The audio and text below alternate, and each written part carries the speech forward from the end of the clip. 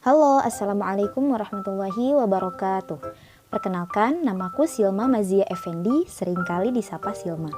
Aku lahir di Sukabumi pada tanggal 11 Juni 2003. Aku adalah anak pertama dari 3 bersaudara. Statusku saat ini merupakan mahasiswa aktif dari Universitas Islam Negeri Sunan Gunung Jati, Bandung. Jurusan yang kuambil adalah Pendidikan Agama Islam. Aku sangat tertarik dengan dunia pendidikan, di mana pendidikan menjadi pondasi awal terbentuknya karakter seseorang. Pendidikan memegang peranan yang sangat penting di dalam meningkatkan sumber daya manusia yang handal. Apalagi kita yang memiliki status sebagai mahasiswa yang nantinya akan memiliki kontribusi besar dalam dunia pendidikan, tentu harus memahami dan mengetahui konsep dari pendidikan itu sendiri, terlebih mengenai pendidikan kewarganegaraan.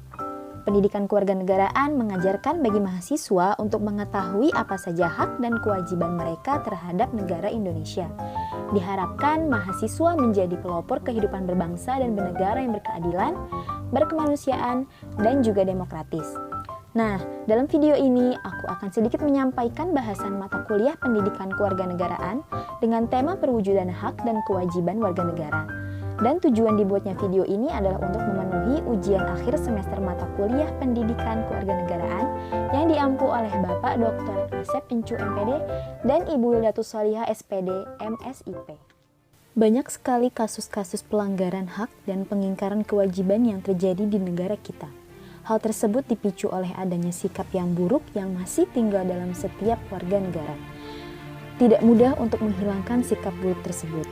Haruslah dari dalam diri sendiri untuk menumbuhkan rasa kesadaran betapa pentingnya kewajiban itu untuk dilakukan dan betapa pentingnya hak untuk tidak dilanggar agar tercipta kehidupan yang harmonis.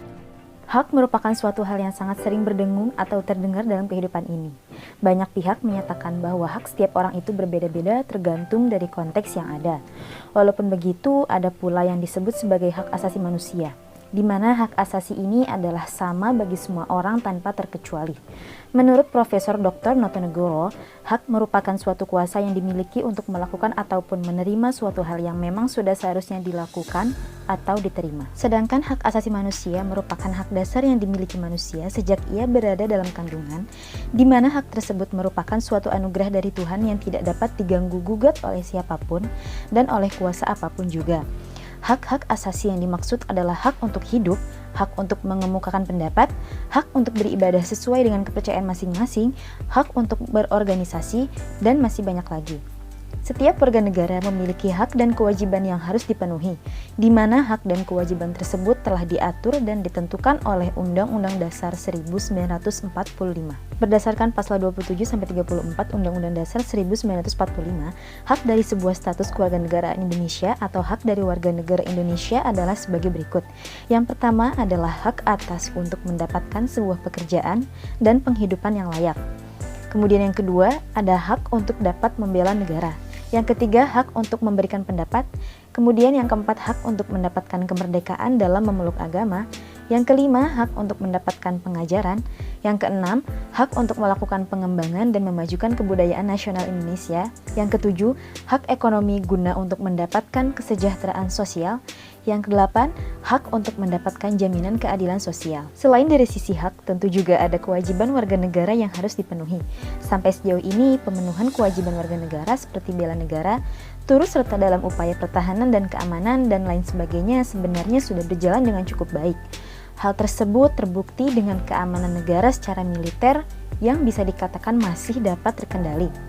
Namun sayangnya, pemenuhan kewajiban dari sisi hukum masih dapat dikatakan cukup lemah. Hal itu tercermin dari salah satu kasus ketidakadilan hukum yang terjadi di Indonesia pada tahun 2019 silam. Kasus ketidakadilan tersebut adalah kasus J. Rusna yang terlibat dalam perdagangan manusia di Batam. Kewajiban merupakan bentuk dari pelaksanaan yang harus kita laksanakan. Sifatnya melekat pada diri kita sendiri, mutlak dan tidak dapat dihindari. Sebagai warga negara, kita memiliki beberapa jenis kewajiban warga negara dan contoh perwujudannya. Adapun jenis-jenis kewajiban sebagai warga negara serta contoh perwujudannya adalah: yang pertama, wajib menaati hukum dan pemerintah. Contoh perwujudannya seperti tidak main hakim sendiri. Kemudian yang kedua, wajib mengikuti dan melaksanakan pembelaan negara. Contoh perwujudannya adalah menolak ideologi yang menggantikan Pancasila. Yang ketiga adalah wajib menghormati hak asasi manusia. Contoh perwujudannya adalah menghargai ibadah umat beragama lain. Yang keempat adalah wajib tunduk pada sebuah undang-undang. Contohnya tidak terlibat dalam masalah kriminal. Kemudian yang kelima ada wajib mengikuti keamanan. Contoh perwujudannya adalah melaksanakan ronda. Kemudian yang keenam, wajib memperoleh pendidikan yang dasar. Contoh perwujudannya yaitu melaksanakan masa-masa belajar 12 tahun. Kemudian yang terakhir adalah wajib membayar pajak. Contoh perwujudannya adalah dengan rajin bayar pajak sebelum tenggat waktu. Sebagai warga negara, kita perlu melaksanakan kewajiban kita agar menjadi warga negara yang baik dan bertanggung jawab, menaati apa yang sudah diwajibkan kepada kita sifatnya mutlak dan melekat pada kehidupan kita. Jangan mengingkari apa yang sudah seharusnya kita laksanakan. Seperti yang kita lihat bahwa ada banyak jenis kewajiban warga negara dan contoh perwujudannya yang sudah saya sampaikan tadi. Sehingga sekarang ini waktunya kita melaksanakan kewajiban karena itu tugas kita sebagai warga negara yang baik dan bertanggung jawab.